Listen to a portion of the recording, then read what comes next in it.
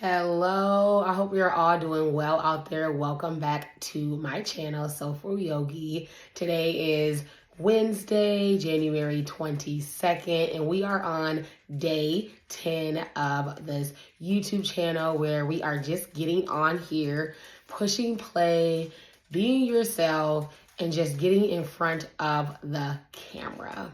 Right? Because we are new here and we want to just be consistent with ourselves so therefore we can show up for others. If you have a gift out there, I challenge you to get on here for just 30 days and just see what comes out of it. You never know until you try. You might do these 30 days and you might take off, hit the ground running, and you just never know. But you'll never know until you try. So this is for all the ones out there who are chickens, who just want to finally get on here, build that courage up to get in front of the camera. Because I've talked to some of my friends and they're like, that is a really good idea. Like, I should do this challenge with you. So I know that there is some good that will come out of this, because I got people already that are like, I want to do that, but I'm scared. Like, I'm not comfortable with being in front of the camera. I'm like, this is why I'm doing this. Like, I am not comfortable at all. I've been coming on here, just no editing, no nothing. And my face is going through a massive breakout right now. And I have just been on here,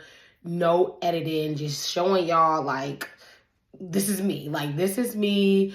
I think it's my diet that I have changed right now. I'm not sure, but I had to think about all the changes that I have made. And honestly, it's the only thing that is major is my diet. So I believe it's because I'm going vegan for these 30 days. I believe that my face and my chest, it's just reacting out, because, things have to come out first and then you can bring it back in. So I'm just letting it take its course and hopefully it'll clear out. That is what I'm hoping for. So today is day 10 of the 30-day challenge. We are almost halfway there, y'all. Just showing up, being consistent. So a little bit about today. I had to teach today at 12 o'clock at the gym.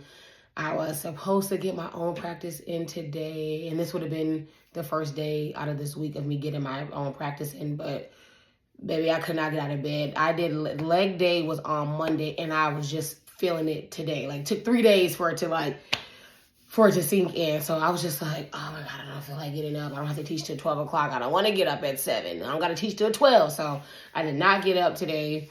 I taught at 12, but I still got the rest of the week. I still got tomorrow. I'm going to I am going to get my own practice in tomorrow. And then Friday, for sure, I'm locked in on Fridays. And then I'm going to have to go on Saturday, which I'm okay with. It's okay.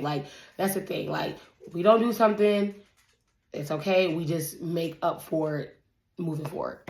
So we are going to get into this book. I have about 10, 15 minutes. So I do want to read a little bit of the book. I have to go to work. Oh, yeah. So I taught at 12 o'clock. Then I have to work tonight at 4:30. It's 3:45. So kind of pushing it, kind of not. I think I'll be okay. I'm dressed. I'm ready to go. I just want to get on here and be consistent with you all. If you are just tuning in, make sure you like, comment, and subscribe to my channel. We are new here. We are in here supporting one another. We're reading the book, The Power to Change. This is the first book that I'm reading for my challenge, the 12 books a month, 12 books a year. Not 12 books a month, yeah, right. 12 books a month will be crazy. 12 books for the year, 1 book a month. So we left off on page 46, actually 47. So I'm going to read this little quote that they got, and then we're going to move on. So we left off with this. To change, you need to think the right thing about yourself. Know your true identity and start your identity with who, not do. Remember, we figured that out yesterday about the who and not do. I am certain that God, who began the good work within you, will continue his work until it is finally finished on the day when Christ Jesus returns. That is Philippians 1, verse 6. So now we're on part 2. So I would assume that part 2 is well, not chapter 2, because we are on page 51. So part 2 is part 2. Part 2, so 2.1. The thing about goals. It's time to define your win. After all, defining your win is how you begin. So how do you determine your win? How is a goal conceived? While this can happen in all kinds of ways, it often happens when a pain point bubbles to the surface in your life. For an example, I'll share how one of my goals was born. I have 6 kids. That's half a dozen. Yes, it is. An entire starting hockey team. How many how many geese there were a lion, right? A Brady Bunch, a lot of kids, right? We get it. I also have a church. I pastor. A staff of 100 I lead. Books I write. A podcast I produce. Conferences I speak at. Like you, my schedule stays pretty dang busy, right? I'm trying to get like him. See, he doing multiple things. Say you can do whatever it is that you want to do. Don't let nobody put you in a box. But I want to do it all. Over the years, my kids would sometimes ask me to do something. I would apologetically say no. I loved spending time with them, but felt like I was just too busy. Something on my agenda seemed too pressing. My kids were getting older and my time with them shorter, but I still often felt forced to say no to time together. One day I was reading a book by Chip Heath and Dan Heath called The Power of Moments. Why certain experiences have extraordinary impact. Oh, The Power of Moments. Why certain experiences have extraordinary impact. That's what the book's called. Their words hit me like a Mike Tyson punch to the throat. I was reading the book for my job, trying to figure out how I could create amazing moments at church. But I should have defining your win is how you begin. Okay, because he always leaves like little quotes here. So when y'all see me reading, then I'll pause because like these are like in a little box. These are like little quotes there too. So he always has. Defining your win is how you begin. Okay, so right here, I was reading a book for my job, trying to figure out how I could create amazing moments at church. But I should have been reading the book for my family. I needed to create amazing moments with my children. I realized my church can find another pastor. Someone else can do a leadership podcast. And there are many who do.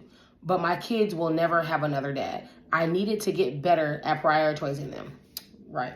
Instantly, I defined a new win.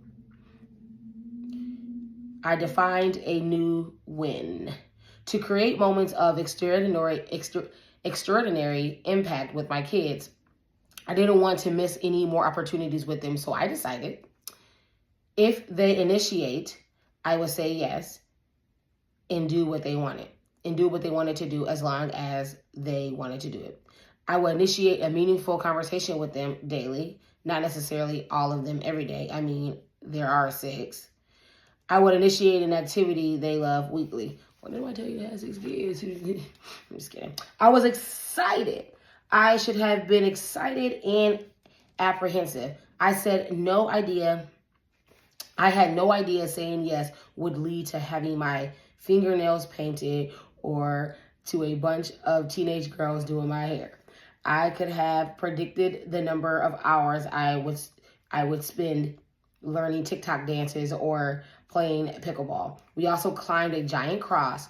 We found our way onto the roof and catwalk of our church. I cannot count how many late nights, fast food, and ice cream runs we have made. None of that fits with the rhythm of how I prefer to do life. I committed to doing what they wanted for as long as they wanted. I did not realize my son, Stephen, would want to play catch from now until Easter of 2029. Defining and working toward my new win didn't take shape the way I had imagined. It has taken far more than I expected. Yet, I have loved every minute. I had no idea that quality time with my kids would lead to unbelievable great conversations. I never anticipated my son would tell his friends, my dad is my best friend. Wow, I know that felt good. I started by defining my win, to create moments of extraordinary impact with my kids. Have you defined your win? This step is so vital to creating real change. Defining your win is how you begin. But spoiler alert, defining the win is not, I repeat, how you win. We will get to that. Defining the win is not how you win, but how you begin. Here you go. You create a goal and goals are great. Why? Because goals give you direction. Goals give you direction, right? I stay setting a goal. We are so easily distracted. Yes. We can wander down wrong paths without even realizing it. Like how I don't know what I was missing with my kids until I defined my win. We need direction because without it, we are running a race we can't win. The book of First Corinthians is a letter Paul wrote to the Christians in Corinth, a city in Greece. He told them, don't you realize that in a race, everyone runs, but only one person gets the prize. So run to win. Paul gave the example of an athlete who competes in the games. He wrote this about 55 AD. The Olympic Games took place in Olympia, Greece, hence the name, every 4 years from 776 BC to 393 AD. Corinth was also the location of the Isthmian Games.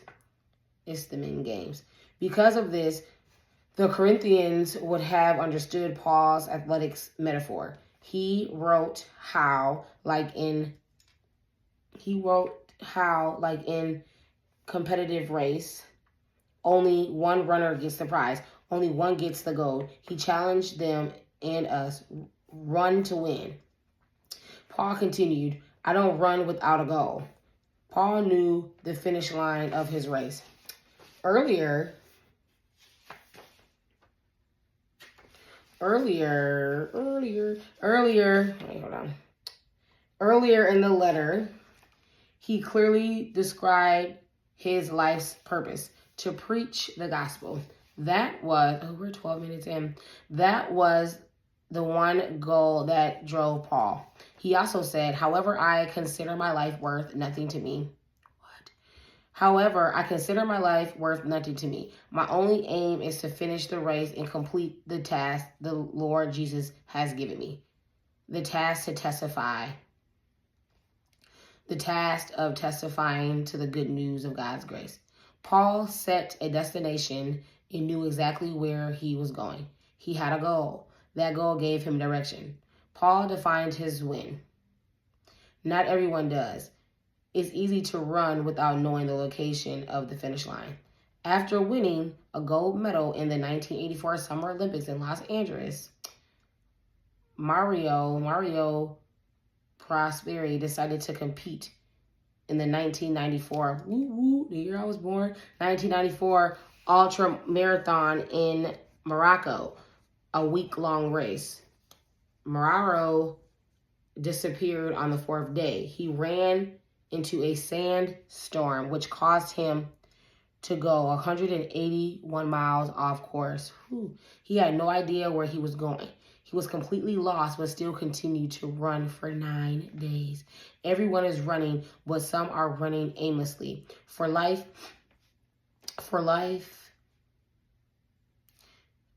Aimlessly. For them, life feels like a race every day. They feel pressure to win, so they take off. They are running, but don't really know where they are going, with no finish line in mind. They are chasing the wind, as King Solomon describes in Ecclesiastes. Is that you? God told us through Paul, run to win, but if you don't know the location of the finish line, how can you? Here's what tends to happen to people who haven't defined a win. They settle for someone else's. Your parents may decide what they want for your life without your own goal. You'll fall into their plan as if you have no choice.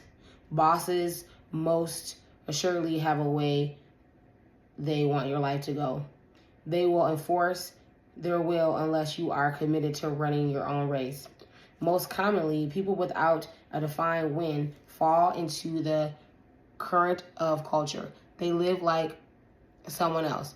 Not having a finish line makes it easy to want a new car like your neighbors, a promotion like your coworkers, a vacation like your friends. You are living a life, but it's not really your life. You are wise to decide where you want your life to go. So what's your finish line? What's your win? Do you know? I encourage you to set finish lines for the most important areas of your life.